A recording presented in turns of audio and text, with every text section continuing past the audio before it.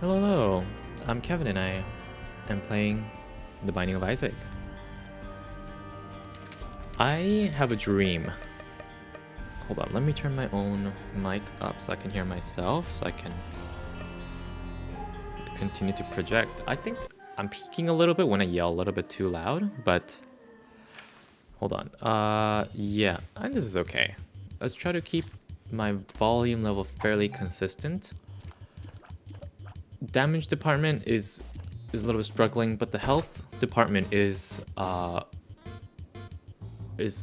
health department is definitely jumping for joy with 4 red heart containers.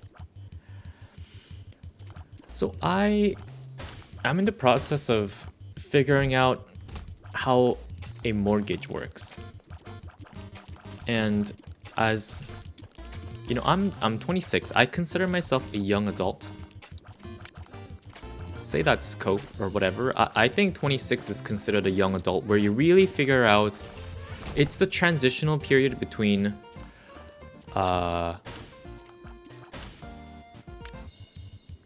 definitely not a kid and definitely not like a Vincent adult man. So it's in that time period, you know, the age of 26 is when you really figure out what the world is made up of. And I'm learning that quite a bit in the last few years, and especially the last few months. So, mortgage is, I don't know, I never thought I would be trying to figure out what the heck a mortgage is. That's a monopoly term as far as I was concerned until this time of my life. And it is actually quite serious because it's essentially a commitment to a thing. It's a very huge financial commitment. It's like, oh, this thing costs like $1 million. And oh, you don't have $1 million? Okay. So you're gonna have to sign these things. And you're gonna pay, you know, $1.5 million over the course of next, you know, of your life. Like for the rest of your life. And it's like, oh man, what if I don't like the place? Or what if I don't like this thing? What if I want to go elsewhere? It's like, well, you can't. That's a little bit scary.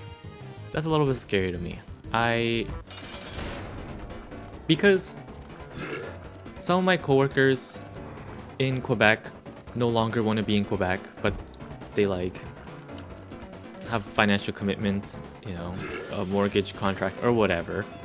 And it's like, oh, now they can't leave Montreal because, you know, if they leave, then they're literally like not gonna have any money. They're just gonna be like dirt broke because you still gotta pay back the bank. And it's scary. It's a commitment that you can't back out of, and that's what being adult is, I guess. It's the risk of, it's like making that decision as an adult is it really wakes you up to the fabric of society, in my opinion. Although for me, I think I'm not gonna. The apartment is in Vancouver. So again, my biggest concern is, what if I don't like the commitment that I started, or like the apartment that I bought in Vancouver? Because, you know, what if I don't like it in Vancouver? But the thing is, it's definitely better than people that have bought an apartment in Montreal. Because those are the folks that really can't get out. I think if I was stuck in Vancouver for the rest of my life, I don't think I'd be very sad. I've lived in Vancouver. I've lived in both places, both Vancouver and Montreal. And, you know, now I can compare. Now I know how good Vancouver is. Now I know how bad Montreal is. and I can make that educated decision. Maybe before living in if I haven't lived in Montreal, I would be probably much more scared to really commit to an apartment in Vancouver, especially being a buyer's market. Oh no, not a seller's market and all. Rent prices are kind of going down because there's so many apartments being built. And I was like, oh, was it the right time? Was it the right move to buy an apartment? It's too late to really ponder anyways. But you know, that thought's still there. But after thinking about it, I think it's just fine. I think Vancouver is definitely a place where, you know, it has something for everybody. And the coworkers in Montreal that I speak to, they're always like, "Oh, should I move to Montreal? Should I move to Vancouver? Should I move to Vancouver?" And I always tell them, "Yeah, you should consider it because it's better infrastructure, better like quality of life, and the price of things isn't really that different. You know, Vancouver's known for its crazy high rent, crazy high rent prices, but especially with, you know, rent prices going down, there's plenty of places to rent from. Definitely more than it used to be. So, and the food is better. Maybe it's a little bit more expensive than Montreal. No, it's the same price. It's the same price. So you're paying a little bit more for rent for just a much better quality of life, a better weather,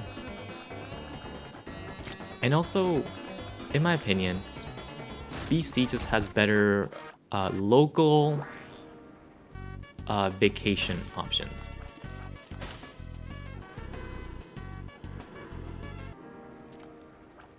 If I wanted to drive from the heart of Vancouver, from like Vancouver General to even, what is it, Golden, where is that? Golden Years? Golden Years Provincial Park. It's not that far, and you get a completely different experience. And that's like if you're in the far side of the far side of Vancouver, in the west. If you drive a little bit further east, it's like you get all the nature that you want. There's so many different outdoor activity options in different seasons. Maybe not snowboarding these days because snow is pretty scarce. But that's fine. That's fine. You know, who snowboards nowadays? So just, you know, hike, paddleboard, go swimming in lakes. It's the options that you don't easily have in Montreal. And the food is just better. You know, have I mentioned the food?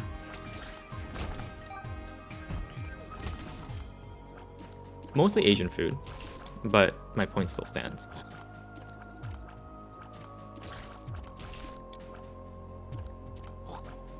Whether that be like Chinese, Korean. I was hoping to get a key here. Hold on.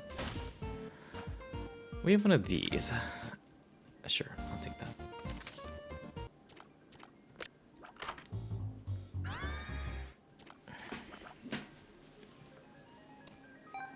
So, yeah, I just signed a whole bunch of like mortgage documents, and I'm just taking my, you know, mind off of things. Oh, 3 keys.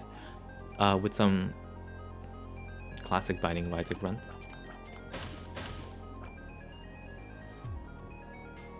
This game doesn't get old. Ah, darn it. That's okay.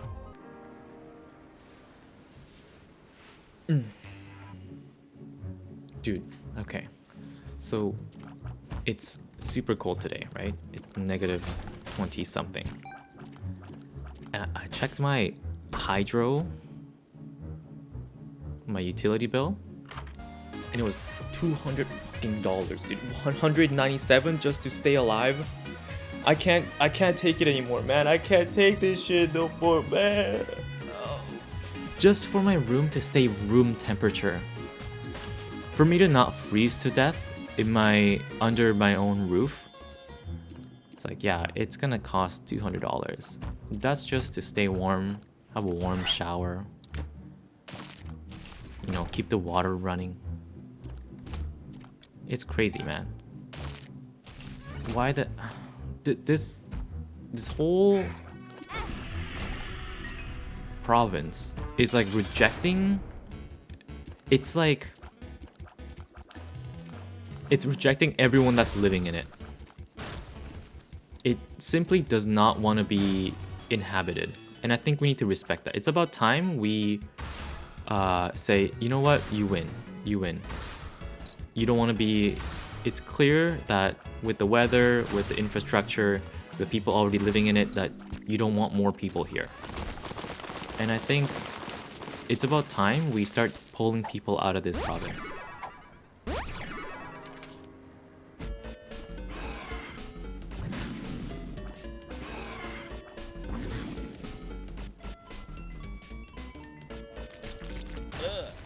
Oh, come on. You know what?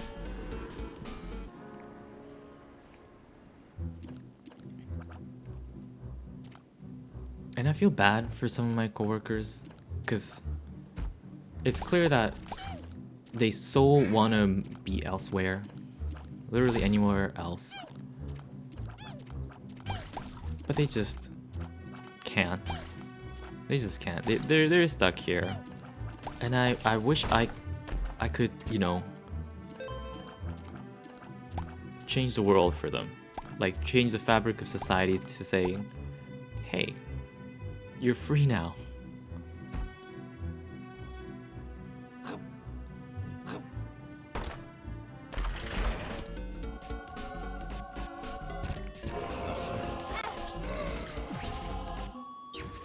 But unfortunately, like, that's not how things work as an adult.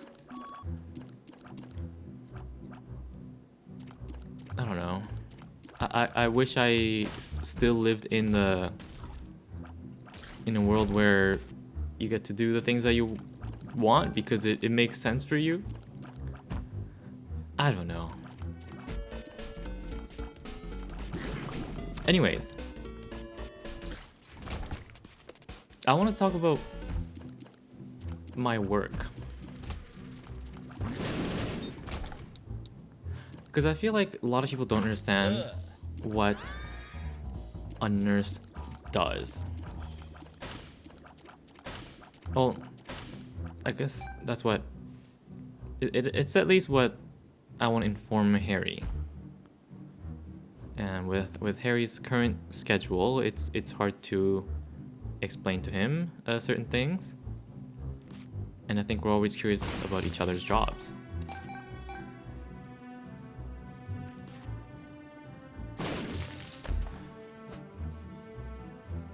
Okay, I mean, most people already know the difficulties of a nursing job, that it's like, oh, you're helping people and it's 12-hour shifts, so it's hard, and it's, you know, bad for your back and bad for your knees.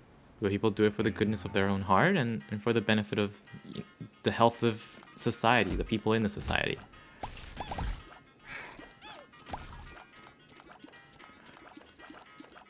And nursing school teaches so little about what the job actually entails, to be honest.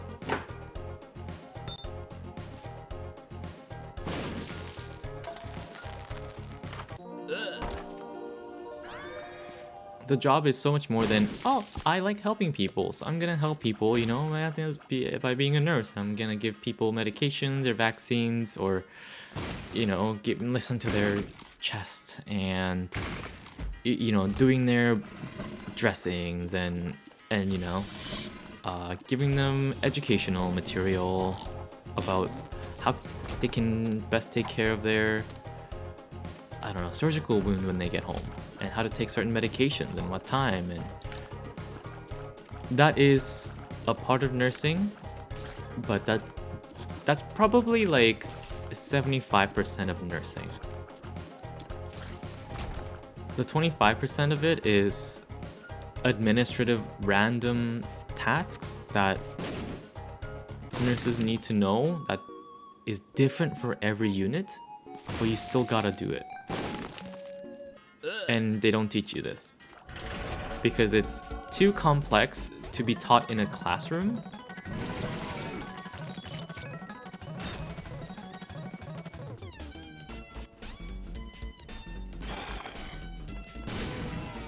And it would be too bleak.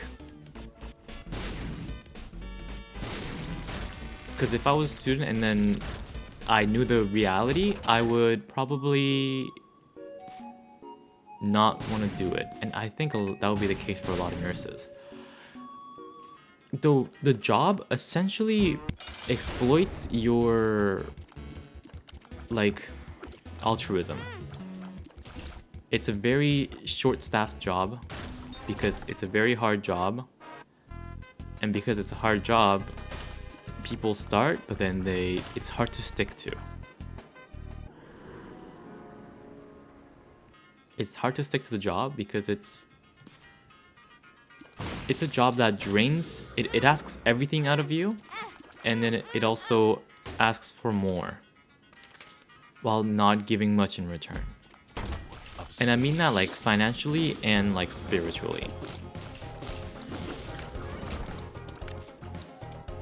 Ooh.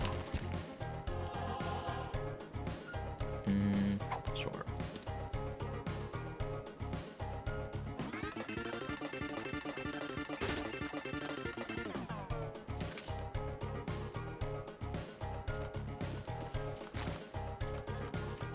So people... And you can work as hard as you want, but there is simply some days where not everything gets done. And some days just break people. Hold on. I'm just thinking of best way, most accurate way for me to explain how that happens and why nurses kind of lose their, you know, bright eyes and bushy tails over time. Nice. Okay, our damage department is having a good time now.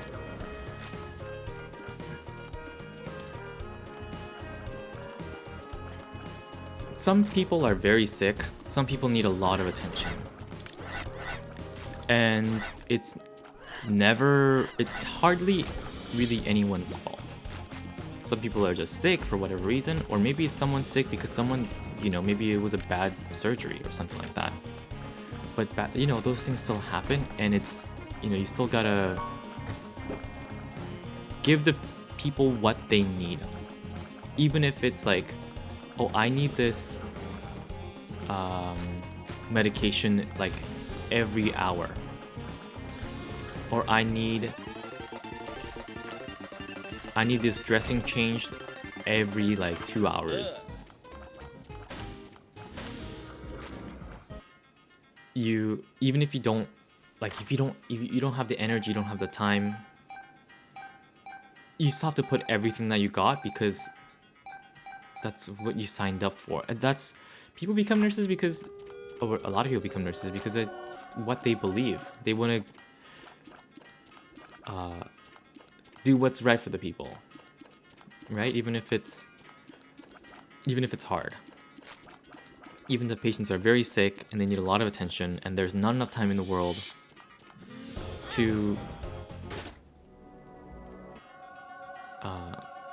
really, you know, give justice to what the patient really needs. But you do it because it's what's right. But it's all good. It's all good until that cycle continues. Until the patients keep getting sicker, until there's more work, and there's less time to do things. People aren't adequately kitted out for the job that needs to be done. And that's where the issue arises. There's sometimes way too much work with not enough support. And sometimes there's simply not enough, or there's simply just too much work. Even with support, some jobs are just too much to be done in 12 hours.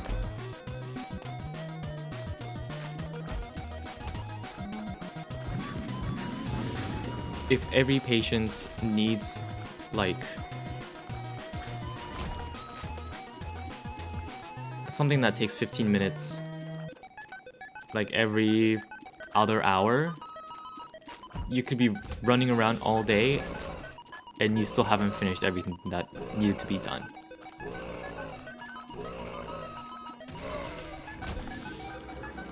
I'm being intentionally vague because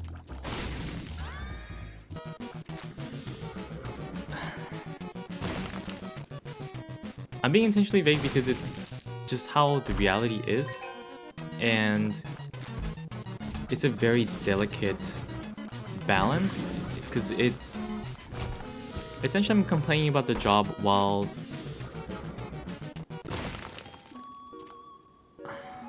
I don't know how to even say this. Essentially I'm complaining about the job without blaming anyone for it.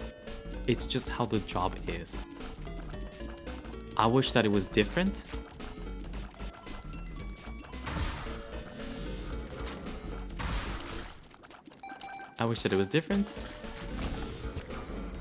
It's just how it is. And I don't want to seem too complaining either. Because I like my job. I'm consider myself pretty good at the job. But too many people, too many nurses start out and then they realize they can't continue with the same passion that they started with.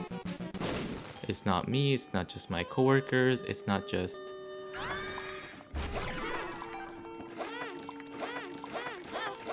people in Montreal, it's not just people in Vancouver. It's just about every nurse goes through this. Just go through r/nursing. I feel like that typically gives a good demographical interface because it captures a lot of a variety of people. And everyone, there's so many posts that are like, I'm gonna quit nursing. I feel like you don't see that as much with other jobs, in my opinion. Maybe I'm wrong. Also, why are random things exploding? I don't know what the heck is going on here.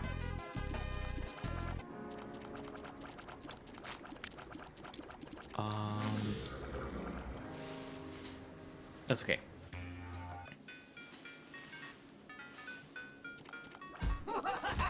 Okay, so let me explain, I guess, in a more accurate detail, what I do.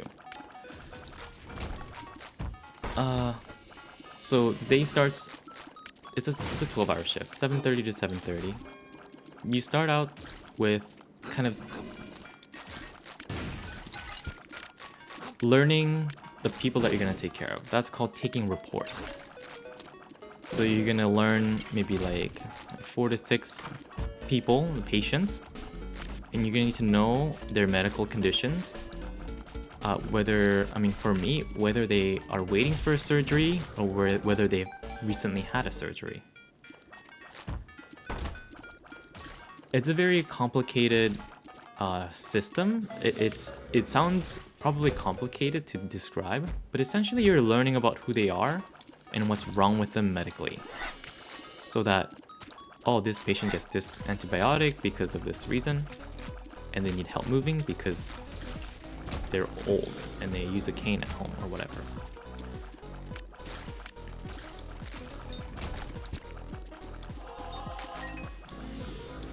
And there's a lot more to it. Maybe they have like certain IVs, maybe they have certain specific care plans, and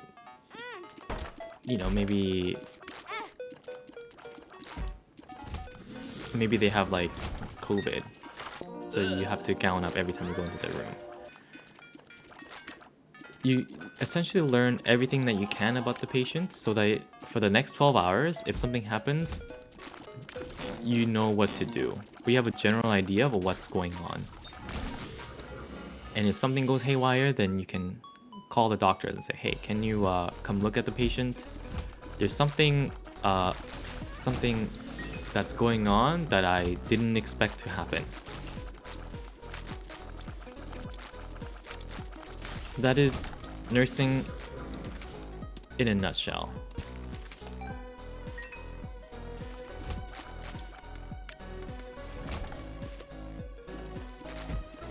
And there's a lot of tasks to be done for the rest of the day.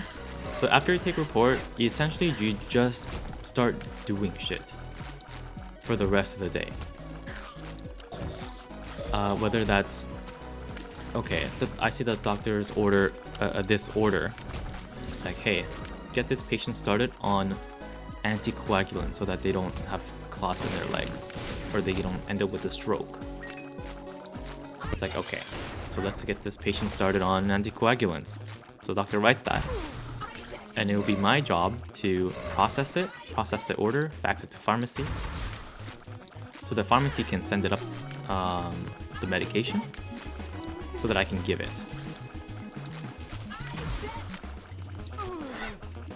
But at the same time, it is at the nurse's discretion to say, oh, actually this patient shouldn't get anticoagulants right now because maybe they had a fall and we need to wait for a head CT scan. Because what if they have a hemorrhagic stroke? Then you don't want to give them blood thinners. It's like, oh, okay. Nurses can make that call because I'll be the one giving it at the end of the day. And there's always phone calls.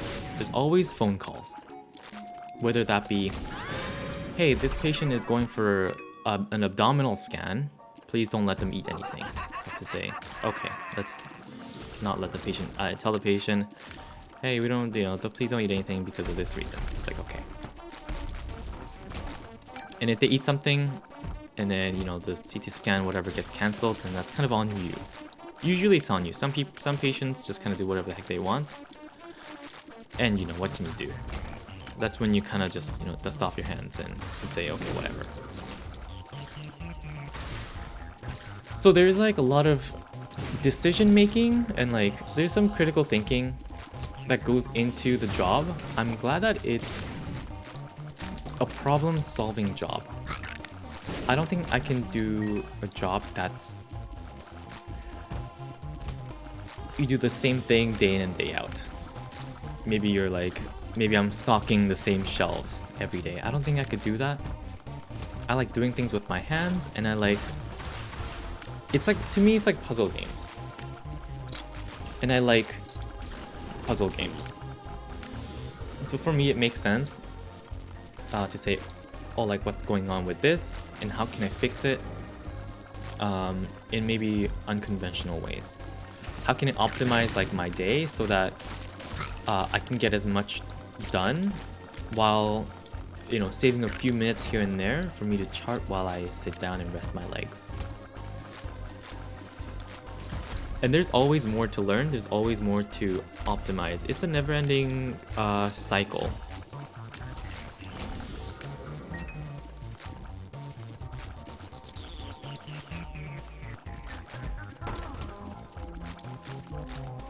Always medications to give. There's always an IV pump that needs addressing.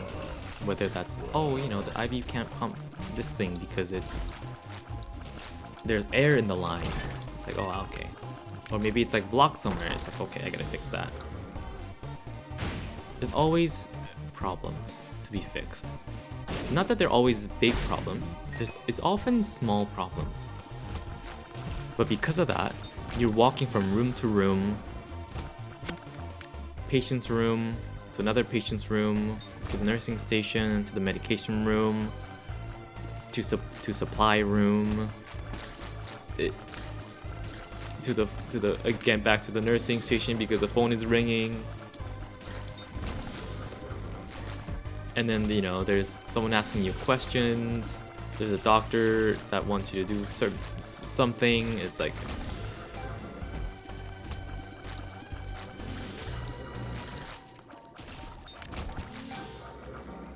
and during some like breaks, I can sometimes like rest my eyes, take a short nap. The issue is when I wake up and I, you know, get back onto the floor, there is like it's very jarring to go from relaxing, resting my eyes to answering 3 phones at once and hey Kevin, can you do this? Hey Kevin, can you do this? Hey Kevin, can you do this?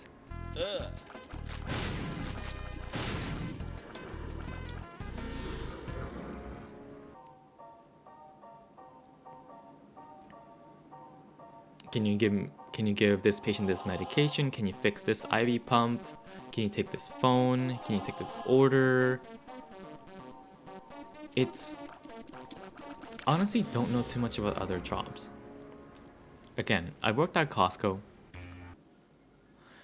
Costco, in my opinion, is still physically demanding, but it's very different.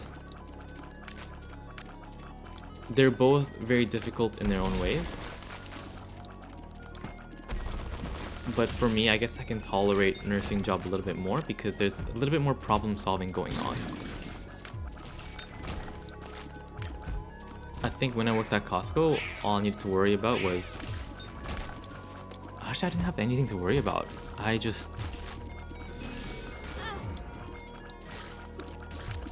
kind of stuck there. And I was, you know, bagging groceries, bagging carts. And sometimes a busier job helps the time go by faster. And nursing is absolutely an incredibly busy job, so some days it just kind of flies by. And then your whole body hurts. But at least the day is done, and that's kind of what matters sometimes.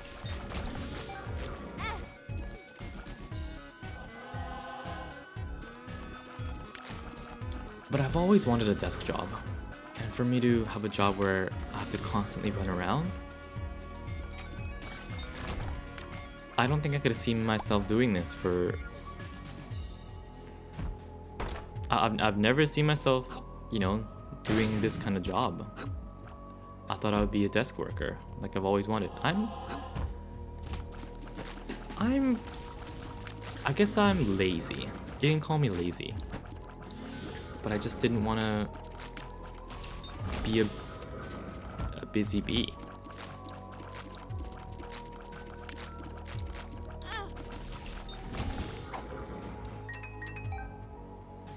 I mean, I do want to find... I've always wanted to find a job that I can commit to. But it would have to, you know, make sense for my temperament. And this job is not, you know, befitting for my temperament still. But the fact that I can still adapt and get a difficult job done, it's still... There's some pride to be had. I just don't want that pride and sense of accomplishment be abused by continuing to work this job. One day I'll have a job that I can really sink my teeth into, that I can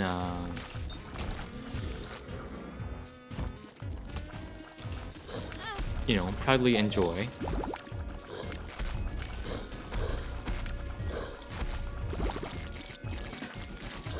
And get enough money to pay off my freaking mortgage, man.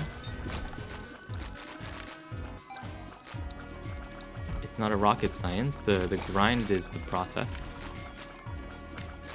Or rather, the grind is the goal. And I would like to grind in the way that makes sense to me.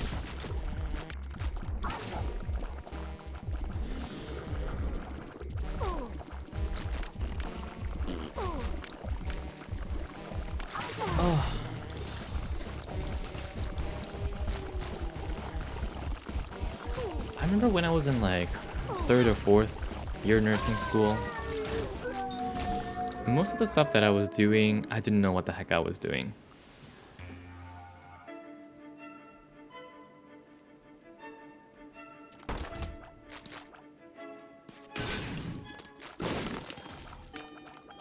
I was just kind of doing it because other people were telling me to do it. I didn't really understand why. And people don't explain it to me because you will not understand it as a student.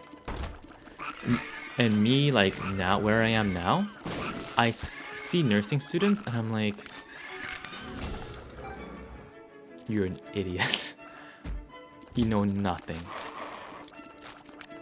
You will not understand a thing for another 2 years, at least.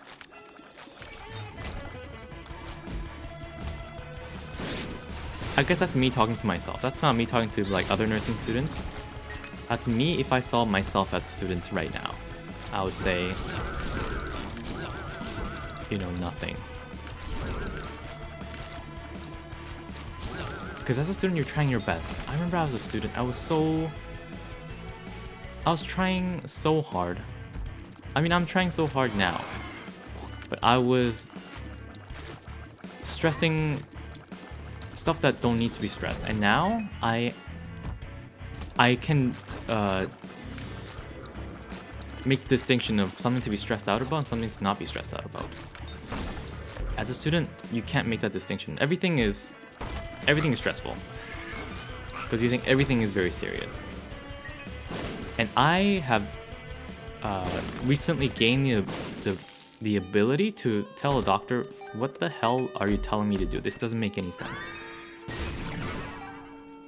As a student, you can't really do that. As someone that's like too junior, I'm not a senior nurse by any means, but someone that's like very new, you don't have the confidence or the breadth of knowledge to question like a doctor asking you to do something. Because, you know, a doctor is like someone that's educated, someone that's extraordinary, right? But they're definitely, you know, stupid people are not limited to, or rather being a doctor doesn't automatically bar you from, you know, being stupid. Just like with any other personalities or any other careers. There's stupid people in every corner of the world. In every profession. Not even like stupid people, there's mistakes that doctors make, and as a student you don't recognize that those are mistakes.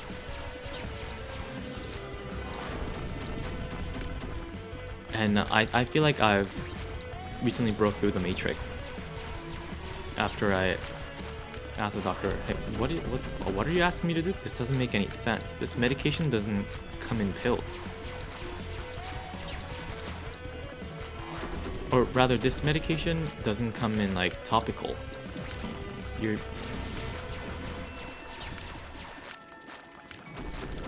I don't know. It's something I thought was interesting in my point of career. It's like gaining sentience as a child. It's like, wait, Dad can actually go out and get chocolate cake for breakfast? Like, you don't realize that that's possible. What the hell are these items, man? I need... Dude, the fact that I've gotten this far into this run without really struggling that much, it's not a bad run by any means, but it's certainly not a great run.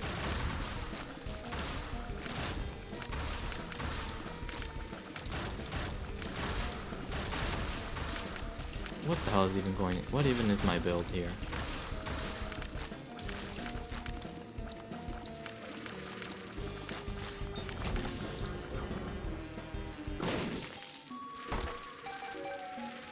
Hold on, I need to leave.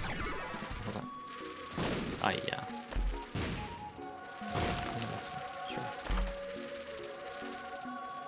Not bad. Okay. I don't think I need to worry about losing my streak here.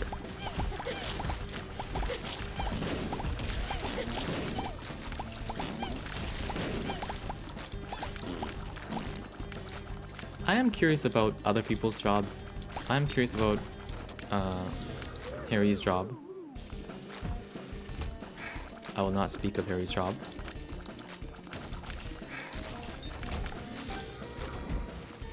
But as someone that only knows nursing jobs, really, and Costco jobs,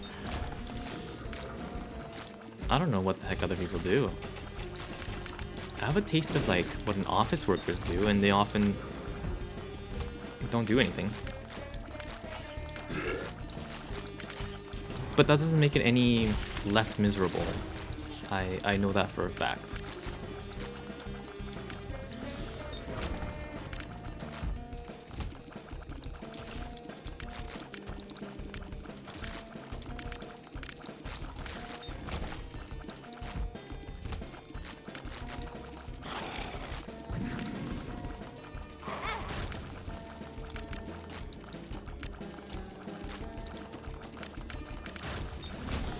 And you know how I know I'm good at my job? I don't think I've had a patient that disliked me. I think a lot of my patients have liked me.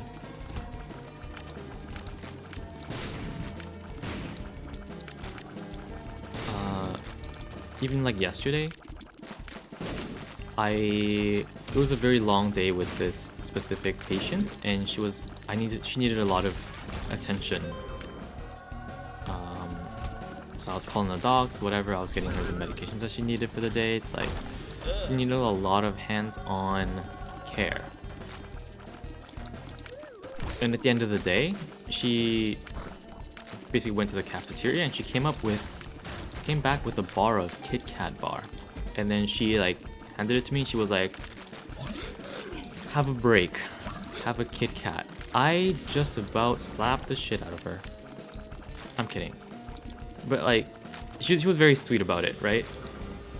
I was like, no, I thought it was funny. I was like, okay. And I took it from her only because she's diabetic and I didn't want her to eat the Kit Kat herself, because someone else would need to give her a boatload of insulin just for her body to process that sugar. And I know she would have ate that thing if I didn't take it from her.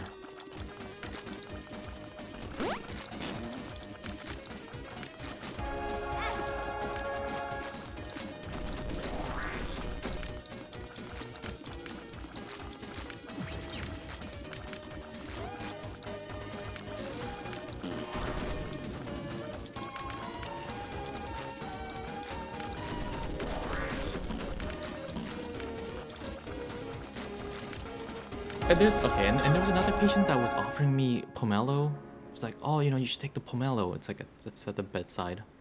I'm like, what am I gonna? I'm gonna walk out of this patient's room with a huge orange fruit. The Kit Kat I could take, but a whole pomelo is like, it's like too much. But that's how you beat Dividing Isaac. I'll continue my nursing stories in the future.